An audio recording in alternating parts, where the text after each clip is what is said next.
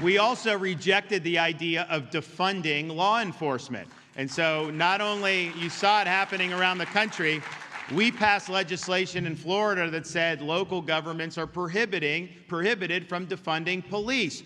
Any city council could have 3 yahoos get elected and go on some ideological joyride and do stupid things, but we're not going to let our citizens' safety suffer because of their insanity. So if they try to defund, we put the money right back in the budget and we keep the police on the street, and that keeps our people safe.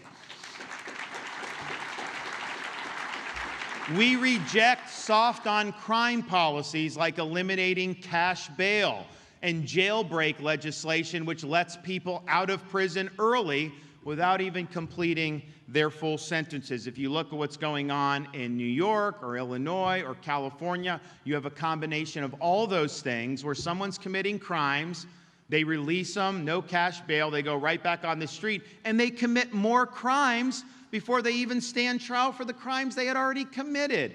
That puts people's safety at risk. And that's one of the reasons why you've seen crime spike.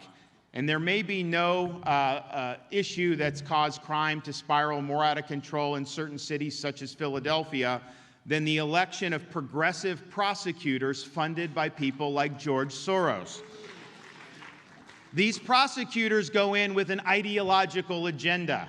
They think it's their role as a prosecutor to manipulate the law, to ignore the law, to pick and choose which laws they will enforce, all in service of politics and pursuing ideology. So we've seen it in places like Philadelphia, where they don't prosecute people the way they should. We've seen it in San Francisco. We've seen it in Chicago. Prosecutors are not above the law. If they don't like a law, then the appropriate thing to do is to resign your position and run for the legislature and try to change a law. You have no right to nullify the law, and they've put so many people at risk as a result of doing that. And now you have this Manhattan district attorney who, his whole platform when he got elected was that he was going to downgrade as many felonies as possible to misdemeanors. He was going to keep as many people out of jail, even habitual criminals, as possible. And he was going to go light on all these things as part of, quote, criminal justice reform.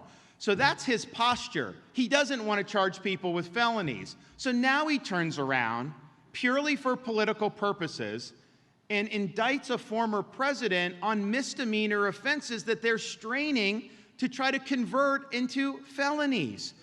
That is when you know that the law has been weaponized for political purposes. That is when you know that the left is using that to target their political opponents. And I can tell you this, these Soros-backed DAs, they are a menace to society. They are a menace to the rule of law.